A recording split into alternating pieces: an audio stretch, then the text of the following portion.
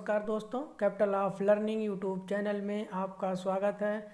दोस्तों, इस वीडियो में हम जूनियर सुपर टीईटी 2021 जो अभी 18 अप्रैल को पेपर होना है उसका टेस्ट सीरीज नंबर 2 लेकर आए हैं। इसमें सामान्य अध्ययन पेपर 1 और पेपर 2 दोनों के लिए इसमें क्वेश्चन दिए गए हैं। तो आप एक ये रिवीजन वीडियो होगा, आप देखिए आप इसमें से कितने सही कर पा रहे हैं, तो जिससे आपका नंबर 120 प्लस से अधिक आए। तो ऐसे ही टेस्ट सीरीज आपको मैं लाता रहूँगा और आप जब तक एग्ज़ाम नहीं हो जाएगा तब तक चेक करते रहिए। इसमें सब पेपर 1, पेपर 2 तथा करंट अफेयर भी शामिल रहेगा और अगले पार्ट में इसमें रीजनिंग भी कराएंगे। तो इसकी प्लेलिस्ट मैंने बना रखी है, तो प्लेलिस्ट भी आप लोग जाके देख लीजिएगा और इससे संबंधित जो भी और इसका पीडीएफ आप लोग डिस्क्रिप्शन बॉक्स से डाउनलोड कर लीजिएगा। और जो प्रश्न मैंने दिया उससे रिलेटेड मैं कुछ फैक्ट बताऊंगा जो कि एग्ज़ाम की दृष्टि से बहुत ही महत्वपूर्ण है और ऐसे ही प्रश्न बनाएं जो सीधे एग्ज़ाम में पूछ लिए जाते हैं। तो वीडियो के अंत तक बने रहिएगा। तो जल्दी से इस वीडियो को लाइक तथा शेयर कर दें तथा जिन मित्रों ने अभी तक इस चैनल को सब्सक्राइब नहीं किया है वो सब्सक्राइब कर लें ताकि ऐसी ही वीडियो उनको भी प्राप्त होती रहे। तो चलिए टेस्ट 2 शुरू करते हैं। पहला क्वेश्चन है, बंगाल में द्विशासन, यहाँ पर ये द्विशासन है, द्विशासन या द्वैत शासन प्रणाली किसके द्वारा लागू की गई? तो आपका करेक्ट आंसर हो जाएगा वारेन हेस्टिंग के द्वारा, कि विलियम बेंटिंग के द्वारा, कि रॉबर्ट क्लाउ के द्वारा, कि लॉर्ड कर्जन के द्वारा। तो बताइए कौन सा सही हो जाएगा। बंगाल में द्विशासन प्रणाली किसके द्वारा लागू की गई? तो आपका करेक्ट आंसर हो जाएगा रॉबर्ट क्लाउ। रॉबर्ट क्लाउ 1757 ईस्वी के जो प्लासी का युद्ध हुआ था उसमें इन्होंने सिराजुद्दौला को हराया था, तभी से ये बंगाल के गवर्नर हो गए थे। और बंगाल के गवर्नर के रहते हुए 1765 ईस्वी से 1772 ईस्वी तक इन्होंने बंगाल में द्वैत शासन प्रणाली विकसित की थी। द्वैत शासन प्रणाली अब ये क्या है, इसमें प्रशासनिक कार्य जो है राजा करेगा या बंगाल का नवाब करते थे, और जो आर्थिक कार्य था, जो कर लेना था, वो अंग्रेज लोग करते थे। इसी को द्वैत शासन प्रणाली कहते हैं।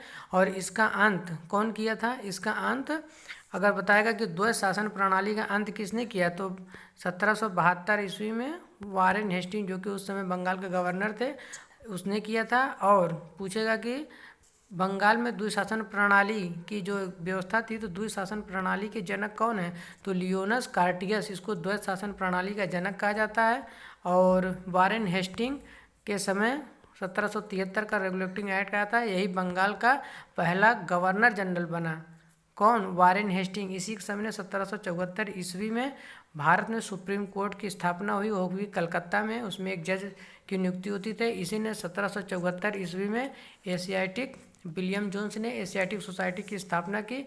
और ये दूसरा है बंगाल के जो विलियम बेंटिंग है, ये भारत के गवर्नर जनरल थे। 1833 के चार्टर के अनुसार इनको भारत का पहला गवर्नर जनरल कहा जाता है। और लॉर्ड कर्जन के समय 1905 ईस्वी में बंगाल विभाजन हुआ था। तो इससे रिलेटेड कुछ फैक्ट है, ये इम्पोर्टेंट के डिटेल से सीधे पूछ ले जाते हैं। देखिए मैं आपको एक ही क्वेश्चन में कई सारे क्वेश्चन करा दे रहा हूँ जो कि यही आना ही आना एग्जाम में है। अगला देखते हैं, इनमें से किसने वर्ष 1893 ईस्वी में शिकागो में आयोजित धर्म संसद में भाग लिया था? करेक्ट आंसर बताइए। दयानंद सरस्वती, स्वामी विवेकानंद, या महात्मा गांधी, या राजा राम मोहन राय। तो आपका करेक्ट आंसर हो जाएगा स्वामी विवेकानंद। 1893 ईस्वी को विश्व धर्म सम्मेलन में शिकागो में भाग लेते। शिकागो कहाँ है? उत्तरी जो अमेरिका महाद्वीप है उसमें अमेरिका एक देश है, वही में शिकागो है। शिकागो शहर धूम्रपान की या स्मोकिंग सिटी भी कहा जाता है। और यहीं पर स्वामी विवेकानंद ने 1893 ईस्वी में मुझे विश्व धर्म सम्मेलन में भाग लिया था। अच्छा, 12 जनवरी को भी हाल ही में कौन सा दिवस मनाया गया? तो इसमें मनाया गया आपका राष्ट्रीय युवा दिवस। स्वामी विवेकानंद की जयंती पर मनाया जाता है। स्वामी विवेकानंद ने 1897 ईस्वी में कलकत्ता में रामकृष्ण मिशन हंस की स्थापना की थी। और 1898 ईस्वी को इन्होंने बेलूर मठ की स्थापना की थी। तो इससे रिलेटेड कुछ फैक्ट हैं। और इसमें देखते हैं दयानंद सरस्वती, जिसको आर्य समाज की स्थापना 1875 ईस्वी में किया था। खंडनी पचासा भी इन्होंने लहराया था। और महात्मा गांधी के बारे में देखिए जानते हैं। महात्मा गांधी 1917 ईस्वी में चंपारण आंदोलन, 1920 ईस्वी में असहयोग आंदोलन, 1930 ईस्वी में सविनय अवज्ञा आंदोलन और 1942 में भारत छोड़ो आंदोलन की शुरुआत किए थे। पहली इनका जो है ये था 1917 ईस्वी में चंपारण आंदोलन इन्होंने चलाया था, इसमें सफल हुए। इसके बाद अगला इन्होंने जैसे असहयोग आंदोलन की शुरुआत की, सविनय अवज्ञा आंदोलन और भारत छोड़ो आंदोलन की शुरुआत की। और महात्मा गांधी पूछता है क्वेश्चन कि किस समय कांग्रेस के अधिवेशन की अध्यक्षता की, तो 1924 ईस्वी में बेलग्राम की अध्यक्षता की। बेलग्राम कहाँ है? कर्नाटक का एक जिला है। और ये भी क्वेश्चन पूछता है कि पहली बार गांधी जी ने कांग्रेस में कब पार्टिसिपेट या भाग लिया था, तो 1901 में कलकत्ता अधिवेशन में इन्होंने भाग लिया था। और राजा राम मोहन राय के बारे में कहा जाता है कि 1828 ईस्वी में ब्रह्म समाज की स्थापना की और 1829 ईस्वी में लॉर्ड विलियम बेंटिंग जो कि भारत के प्रथम गवर्नर जनरल थे, इन्हीं की सहायता से सती प्रथा का उन्मूलन किया। और ये जो है राजा राम मोहन राय, मिरातुल अखबार इनकी बुक का नाम है और ब्रह्म क्रॉनिकल भी इनकी बुक है। पूछता है कि राजा राम मोहन राय को राजा की उपाधि किसने दिया था, तो इनको राजा की उपाधि अकबर दुर्ती ने इनको राजा की उपाधि दिया था। और अपनी जो है इनको जो है लंदन में भेजा था, जहाँ पर यहाँ पर मस्तिष्क सूजन के कारण अपनी पेंशन बनवाने के लिए अकबर दुर्ती ने इनको लंदन भेजा, जहाँ पर ब्रिस्टल में इनकी मृत्यु हो गई। ये था राजा राम मोहन राय से कुछ रिलेटेड फैक्ट। अगला देखते हैं, वर्ष 1923 में स्वराज पार्टी का गठन किसने किया, तो करेक्ट आंसर बताइए। महात्मा गांधी ने, सरदार वल्लभ भाई पटेल ने, CR दास व मोतीलाल नेहरू ने, डॉक्टर भीमराव अंबेडकर।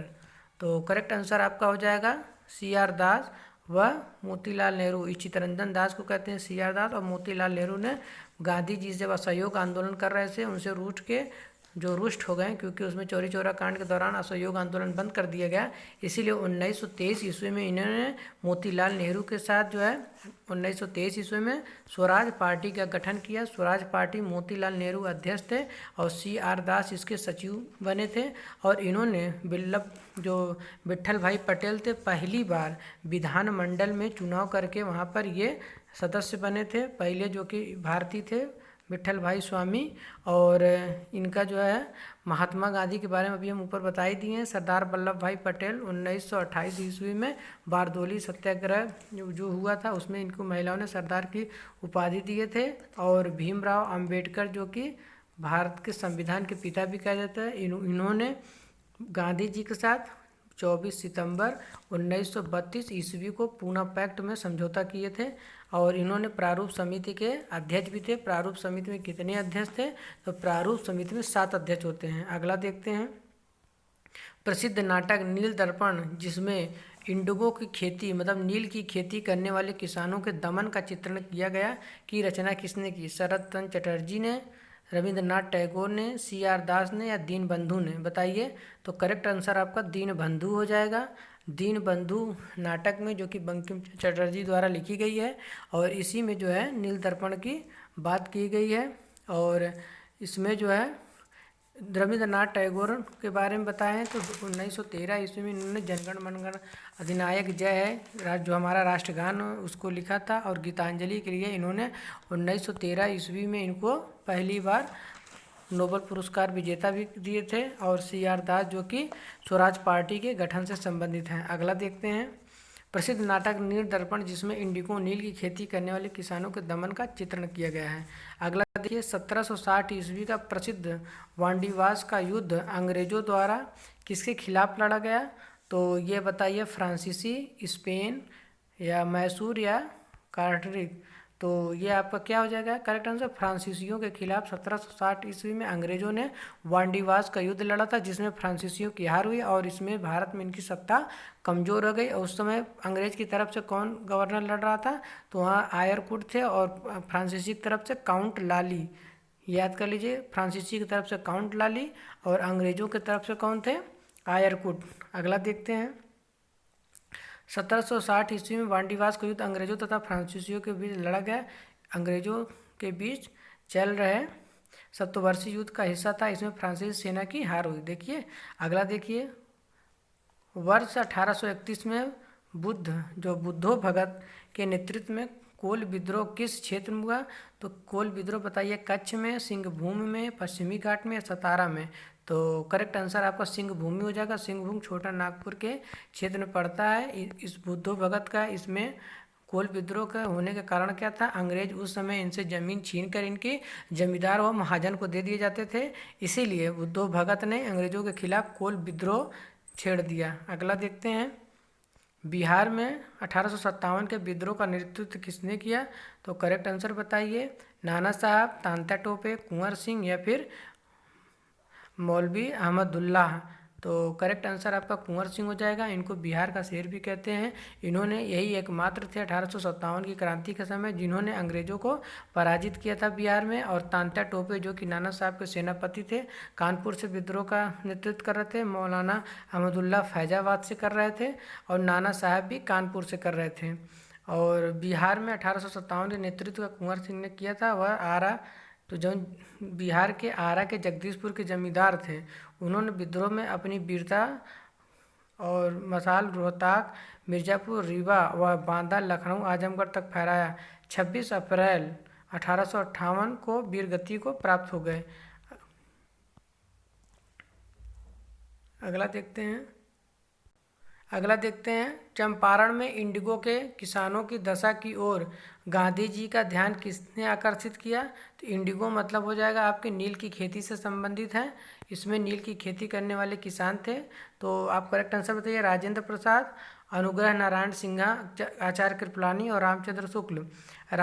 जो कुमार शुक्ल थे, इन्होंने, ये करेक्ट आंसर हो जाएगा। इन्होंने लखनऊ में उस समय अधिवेशन हो रहा था, तो उस समय इन्होंने गांधी जी से मिले थे और चंपारण के बारे में बताया कि वहाँ पर जो है किसानों से अंग्रेजों द्वारा बदसलूकी की जा रही है, जो कि 2/3 तीन कठिया प्रथा लागू हुई थी। 3 भाग पर नील की खेती करनी में 2 भाग पर नील की खेती और 1 भाग पर किसान अपने मर्जी से जो भी अनाज पैदा कर सकता था। तो गांधी जी गए और चंपारण आंदोलन चलाए और वहाँ पर उन्होंने विजय प्राप्त की। और जो राजेंद्र प्रसाद थे और अनुग्रह नारायण सिंह, राजा आचार्य कृपलानी, ये गांधी जी के उस समय सहयोगी थे, न कि इन्होंने उनको बुलाया था। ध्यान आकर्षित किसने किया था?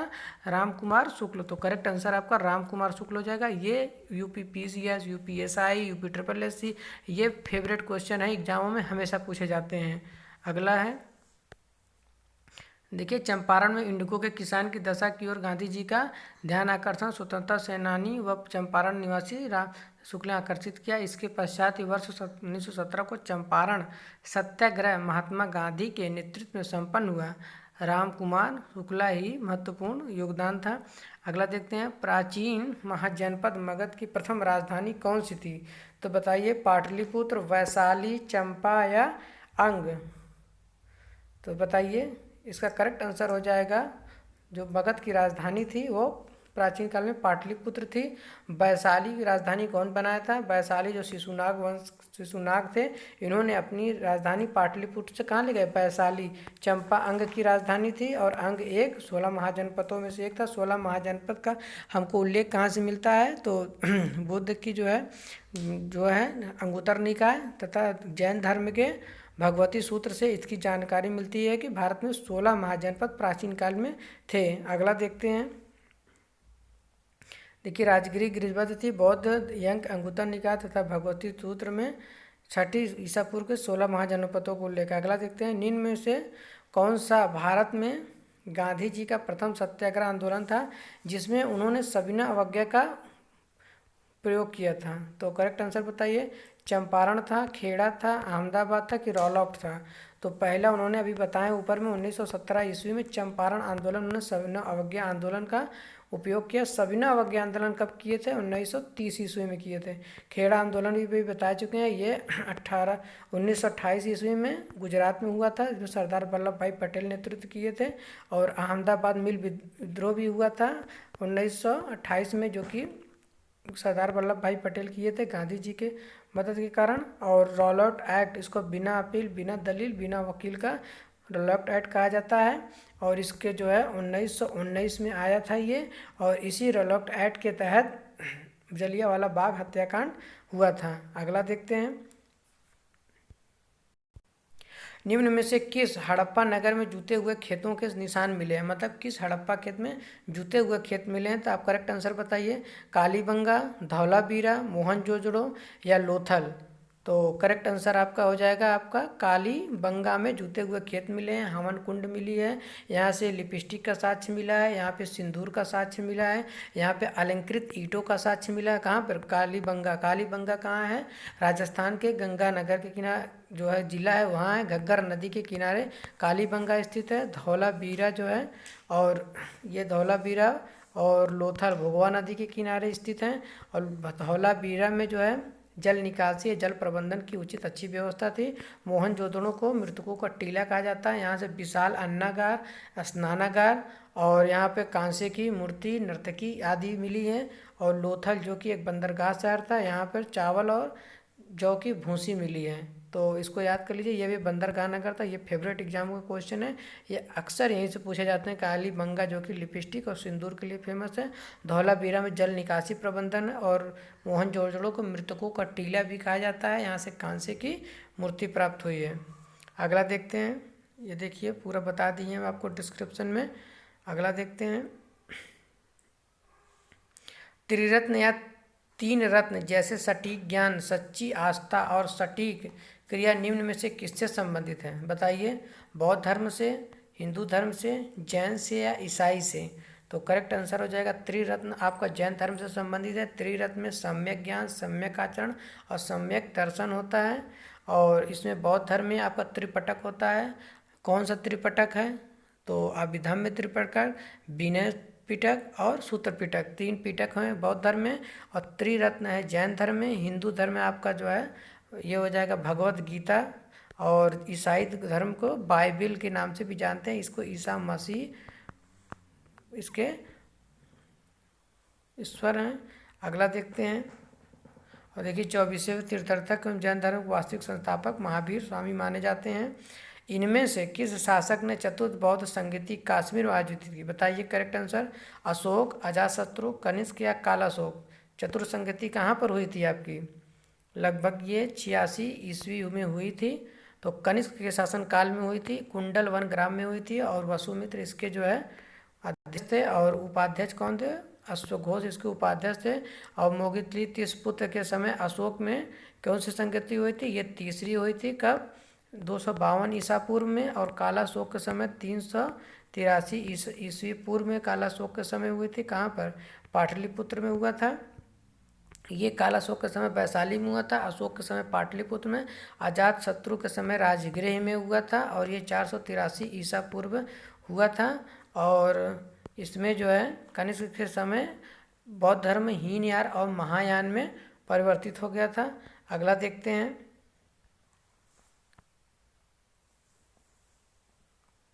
ये देखिए डिस्क्रिप्शन में आपको बता दिए हैं। निम्नलिखित में से किस भारतीय दर्शन ने परमाणु सिद्धांत का प्रतिपादन किया, बताइए। योग, न्याय, सांख्य या वैशेयिक। तो करेक्ट आंसर हो जाएगा परमाणु सिद्धांत का प्रतिपादक वैशेयिक थे। योग दर्शन के पतंजलि जिसने योग सूत्र लिखा, न्याय दर्शन के गौतम जिसने न्याय सूत्र लिखा, और सांख्य दर्शन के कपिल मुनि हैं। और वैशेयिक के कौन है? कणाद। और पूछेगा उत्तर मीमांसा के वैदर्यण और पूर्व मीमांसा के जैमिनी। तो इससे रिलेटेड कुछ फैक्ट है, देखिए आपको चारों ऑप्शन बता दे रहे हैं। इससे आपका एक क्वेश्चन से 7-8 क्वेश्चन तैयार हो जा रहे हैं। ऐसे ही लिंक बनाकर आप याद करेंगे तो जितने भी एग्जाम में क्वेश्चन आएंगे लगभग 80% आपके यहीं से मिल जाएंगे। बाकी 20% में आप थोड़ा सा पढ़ लेंगे ज़्यादा तो आप करेक्ट कर लेंगे। ऐसे ही सिलेक्शन होता है। लोग क्या कि सामान्य ज्ञान बहुत ज़्यादा होता है, जब तक सामान्य ज्ञान में लिंक बना के चीज़ों को आप याद नहीं करेंगे तब तक सामान्य ज्ञान आपको अच्छे तरीके से नहीं आएगा। देखिए हम लिंक बना के याद कर रहे हैं तो ऐसे ही सोता अपने आप आता रहेगा। देखिए आगे, किस दिल्ली सल्तनत में रक्त एवं लौह नीति अपनाई, किस सुल्तान ने? तो करेक्ट आंसर बताइए। इल्तुतमिश ने, बलवन ने, अलाउद्दीन खिलजी ने या मोहम्मद बिन तुगलक ने। तो करेक्ट आंसर हो जाएगा बलवन। इसका शासनकाल 1265 ईस्वी से 1287 ईस्वी माना जाता है। इसने पहली बार लक्त और रौ की नीति अपनाई। और इसने सिजदा तथा पाबोस मतलब घुटने के बल झुक के और सरदार को पैर चूमना है या सुल्तान का। और इसने नौरोज प्रथा जो कि ईरानी थी, नौरोज प्रथा की शुरुआत की। और इसने सैन्य प्रशासन के लिए दीवाने अर्ज विभाग की स्थापना की थी, ये थे बलबन। और इन्होंने यही है ना, लव एवं रक्त की नीति अपने दुश्मनों के खिलाफ। और चालीसा दल का गठन जो किया था कौन, इल्तुतमिश ने चालीसा दल का गठन किया था। और भारत में पहली बार पूर्ण रूप से सिक्के चलवाए थे। और इसने कुतुब मीनार की जो है निर्माण पूरा करवाया था। कुतुब मीनार बनवाया किसने, कुतुब मीनार कुतुबुद्दीन ऐबक ने शुरू किया था, उसको पूरा इल्तुतमिश ने कराया था। इसको ही मकबरा शैली का जन्मदाता माना जाता है, कहाँ, भारत में। और चालीसा दल को जो इसने गठन किया था, तो बलबन ने इसको जो है ख़त्म कर दिया। अलाउद्दीन खिलजी अपने सैन्य प्रशासन और बाजार नियंत्रण प्रणाली के लिए जाने जाते हैं। अलाउद्दीन खिलजी ने हौज खास और हौज खौज का निर्माण जो है दिल्ली में कराए थे। और इन्होंने एक उपाधि लिखी थी, सिकंदर दूत की इनको उपाधि किया जाता है। और इन्होंने पहली बार दक्षिण भारत में दिल्ली सल्तनत के ऐसे थे जिन्होंने दक्षिण भारत में आक्रमण करके देवगिरी और मदुरई तक के बहुत से सारा धन लूट कर लाए थे। और मोहम्मद बिन तुगलक ये दिल्ली सल्तनत का सबसे पढ़ा लिखा राजा माना जाता है। इसी के समय रहला नामक बुक जो है कौन लिखा था, मोरक्को का निवासी था इब्न बतूता। और मोहम्मद बिन तुगलक ने अपनी राजधानी दिल्ली से दौलताबाद स्थानांतरित किए थे। अगला देखते हैं। और इन्होंने एक मोहम्मद बिन तुगलक दीवाने कोही जो कि कृषि विभाग था, इसकी स्थापना भी किए थे। अगला देखिए, 40 दल का गठन समाप्त हुआ, मंगोलों की सीजदा पावोस। ये आप कुछ इनका जो डिस्क्रिप्शन है। कौन सा मध्यकालीन भारतीय साम्राज्य व्यापक स्तर पर स्थानीय स्वशासन के लिए प्रसिद्ध था? तो करेक्ट आंसर बताइए, चालुक्य, चोल, सोलंकी, परमार। तो करेक्ट आंसर हो जाएगा चोल। चोल दक्षिण भारत के राज्य में थे, इसकी स्थापना विजयालय ने की थी। चोलों को प्रशासनिक जो है इससे पूर्व होता था, इसको प्रशासनिक स्वशासन के लिए प्रसिद्ध थे। चालुक्य, इनको वातापी के चालुक्य, जिसमें पुलकेशन द्वितीय राजा हुआ करते थे। और इसमें परमार में राजा भोज जो कि जो भोज ताल है भोपाल में, इन्होंने निर्माण करा था। ये सोलंकी गुजरात में थे। इन्हीं के समय, सोलंकी वंश के समय, महमूद गजनवी ने भारत में सोमनाथ मंदिर पर आक्रमण करके बहुत सारा सोना लूटकर अपने देश ले गया। अगला देखते हैं। भारत का 13वां प्रधान बंदरगाह किस राज्य में स्थापित किए जाने वाला है? देखिए, 13वां बंदरगाह कहाँ पे स्थापित किया जाना है? महाराष्ट्र में जवाहरलाल नेहरू के जो पोर्ट है वहाँ पर बधावन में स्थापित किया जा रहा है, ताकि उसके जो है बधावन में स्थापित किया जा रहा है, ताकि जवाहरलाल नेहरू पे जो भार है उसको कम किया जा सके। अब बताइए, केरल में कौन सा जो है बंदरगाह है? तो कोच्चि और तिरुवनंतपुरम बंदरगाह है। गुजरात में ओखा, कच्छ में ओखा बंदरगाह है। और तमिलनाडु में तूतीकोरी, एन्नौर और चेन्नई बंदरगाह है। आंध्र प्रदेश में विशाखापट्टनम, उड़ीसा में पारादीप, और यहाँ पर आपको बंगाल में हो जाएगा कोलकाता और हल्दिया, और यहाँ पर बम्बई हो जाएगा, और गोवा में पणजी। अगला देखते हैं। देखिए, इसका जो है आपका डिस्क्रिप्शन है, आप लोग देख लीजिए, ये डिस्क्राइब किया गया है।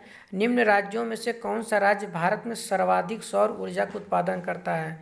तो करेक्ट आंसर बताइए, तेलंगाना, कर्नाटक, आंध्र प्रदेश या राजस्थान। तो इस समय 2021 में अभी हाल ही में यहाँ से आया है कि जो है भारत में सबसे ज़्यादा अगर सौर ऊर्जा का उत्पादन करने वाला राज्य वो कौन है? कर्नाटक है। दूसरे नंबर पे आपका ये आ जाएगा तेलंगाना, और कर्नाटक इस समय पहले स्थान पे है। तो सौर ऊर्जा यहाँ पर सब सर्वाधिक उत्पादित की जा रही है। कर्नाटक की राजधानी क्या है? बंगलुरु, जो कि भारत की सिलिकॉन वैली है। कर्नाटक के इस समय येदियुरप्पा यहाँ के जो है यहाँ के सीएम हैं, और गवर्नर जो हैं वजुभाई वाला हैं। अगला देखते हैं। निम्न में बताइए, काफ़ी उत्पादक क्षेत्रों में से कौन सा क्षेत्र कर्नाटक में नहीं है? चिकमंगलुरु, कुर्ग या बाबा बुदनगिरी या पुलनेज। कौन सा कर्नाटक क्षेत्र में नहीं है? तो करेक्ट आंसर हो जाएगा पुलनेज। ये जो है कर्नाटक क्षेत्र में नहीं है। और पहली बार चाय का उत्पादन जो है यहाँ कहाँ किया था? चिकमंगलुरु में पहली बार कर्नाटक क्षेत्र में कॉफ़ी का उत्पादन यहीं पे किया गया था। अगला देखते हैं। भौगोलिक दृष्टि से भारत की निम्न से कौन सा जिला सबसे बड़ा है? बताइए, लेह है, कच्छ है, जैसलमेर या बाड़मेर। तो इस समय प्रेजेंट टाइम में कच्छ भारत का सबसे बड़ा ज़िला है, उसके बाद आपका लद्दाख या लेह हो जाएगा। अगला देखते हैं। भारत के किस राज्य में वन्य जीव अभ्यारण्य सबसे अधिक संख्या में है? तो कहाँ पर है? तो करेक्ट आंसर आपका हो जाएगा मध्य प्रदेश में। इस समय यहाँ पर लगभग 9 वन्यजीव अभ्यारण्य से इसकी अधिक संख्या है। और सारे दोस्तों यहाँ पर करेक्ट आंसर हो जाएगा महाराष्ट्र। महाराष्ट्र में आपके 42 वन यहाँ पर वन्य जीव अभ्यारण्य दे रहा है ना, तो राष्ट्रीय उद्यान सबसे ज़्यादा मध्य प्रदेश में कितना 9। और लेकिन अगर पूछेगा वन्य जीव अभ्यारण्य तो महाराष्ट्र दूसरे नंबर पर है, दूसरे नंबर पर आपका कर्नाटक है। अगला देखते हैं। देखिए महाराष्ट्र में सर्वाधिक 42 वन्य जीव अभ्यारण्य, वहीं कर्नाटक में 30, मध्य प्रदेश में 25 तथा तमिलनाडु में 29 वन्य जीव अभ्यारण्य है। वर्ष 2020 के अनुसार भारत में 103 राष्ट्रीय उद्यान और 544 वन्य जीव अभ्यारण्य। तो देखिए यहाँ पर कितना है, 103 राष्ट्रीय उद्यान है, नेशनल पार्क, और वन्य जीव अभ्यारण्य कितना है, 544। कब? 2020 के गणना के अनुसार। तो पहले स्थान पे कौन सा हो जाएगा? महाराष्ट्र। अगला देखते हैं। निम्न हिमालय जो पर्वत श्रेणियों में से किस पर्वत श्रेणी को अटल टनल पार करती है? तो ये पार करती है आपकी पश्चिमी पीर पंजाल जो है उसको पार करती है। और जास्कर श्रेणी यहाँ पर जम्मू कश्मीर में स्थित है, जास्कर श्रेणी यहाँ पे। फिर उसके बाद लद्दाख है, और फिर पूर्वी यहाँ पर ये हो जाएगा पूर्वी पीर पंजाल, यहाँ पे पश्चिमी पीर पंजाल हो जाएगी। और जो अटल टनल है वो यहीं से पार करती है, कहाँ से? पश्चिमी से ना होकर पूर्वी पीर पंजाल से पार होती है, क्योंकि पश्चिमी पीर पंजाल जम्मू कश्मीर में है और पूर्वी पंजाल हिमाचल प्रदेश में है। तो अटल टनल अभी इसका नाम रोहतांग दर्रा था, इसका नाम बदलकर अभी हमारे प्रधानमंत्री नरेंद्र मोदी जी ने अटल टनल रख दिया है। तो इसका अटल टनल कहाँ से पार करती है? पूर्वी पीर पंजाल से। अगला देखते हैं। जयप्रकाश नारायण को कौन सी उपाधि दी गई थी? प्रजा हितैषी, लोकनायक, लोकमान्य और राष्ट्रनायक। अगर इसकी बात करते हैं तो करेक्ट आंसर आपको बताइए। तो इनका जो है जयप्रकाश नारायण का नारा था, और इनको स्वराज पार्टी से भी संबंधित है। और इनका नारा था समाजवादी बनो। और इन्होंने के लोकनायक की उपाधि दी गई थी, जो कि बिहार राज्य से संबंधित हैं। और लोकमान्य हमारे बाल गंगाधर तिलक हैं, और राष्ट्रनायक को सुभाष चंद्र बोस को कहा जाता है। अगला क्वेश्चन देखते हैं। इनमें से किसने 1857 के विद्रोह में सक्रिय भाग लिया था? तो करेक्ट आंसर बताइए। नाना साहब जो कि कानपुर से थे, बेगम हजरत महल लखनऊ से, मौलवी हमीदुल्लाह फैजाबाद से, या बेगम जीनत महल। तो इनमें से कौन विद्रोह में सक्रिय भाग लिए थे? तो आपका आंसर है उपरोक्त में से कोई नहीं, या उपरोक्त में से एक से अधिक। तो आपका उत्तर हो जाएगा उपरोक्त में से सभी हो जाएगा, कि ये लोग सभी सक्रिय रूप से भाग लिए थे। और नाना साहब कानपुर से, बेगम हजरत महल लखनऊ से, जो कि उस समय जो वहाँ के नवाब थे लखनऊ को, उनकी पत्नी थी। और बेगम जीनत महल जो बहादुर शाह जफर मुगल सम्राट थे उनकी पत्नी थी, इन्होंने दिल्ली से नेतृत्व किया था। अगला देखते हैं। मैडम कामा ने भारतीय तिरंगे स्वतंत्रता ध्वज को कहाँ फहराया था? पेरिस में, लंदन में, स्टुअर्टगार्ड में, या फिर जिनेवा में? करेक्ट आंसर बताइए। तो ये करेक्ट आंसर हो जाएगा स्टुअर्टगार्ड में। इनको राष्ट्रीय क्रांति की माता भी कहा जाता है। किसको? मैडम कामा को, या मैडम भीकाजी कामा को।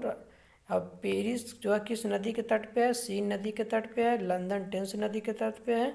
और जेनेवा में WHO का हेडक्वार्टर है, जो कि स्विट्जरलैंड का एक शहर है। अगला देखते हैं। तो ये रहा दोस्तों कुछ क्वेश्चन आपके सामने। उम्मीद है कि ये क्वेश्चन आपको बहुत अच्छा लगे होंगे। और जितने भी फैक्ट मैं बताता रहा हूँ, जैसे एक क्वेश्चन टाइम दोस्तों बहुत ज़्यादा लग रहा है और जान रहे हैं, लेकिन फैक्ट भी तो बताना है। जैसे एक क्वेश्चन पे आपको वहीं पर 4-5 क्वेश्चन तैयार करा दे रहे हैं। तो जो देखिएगा एग्जाम में ऐसे ही क्वेश्चन आपको दिखेगा, करेक्ट आंसर आप सही हो जाएगा तो आपका नंबर भी बहुत ज़्यादा आने लगेगा। तो उम्मीद है कि इस वीडियो को बहुत ही आपको लाइक करेंगे, और अपने दोस्तों में भी शेयर कर दीजिए। तथा जिन मित्रों ने अभी तक इस चैनल को सब्सक्राइब नहीं किया वो सब्सक्राइब कर लें, ताकि हमारी लेटेस्ट वीडियो का नोटिफिकेशन उन पर सबसे पहले पहुंचे। Thank you for watching this video.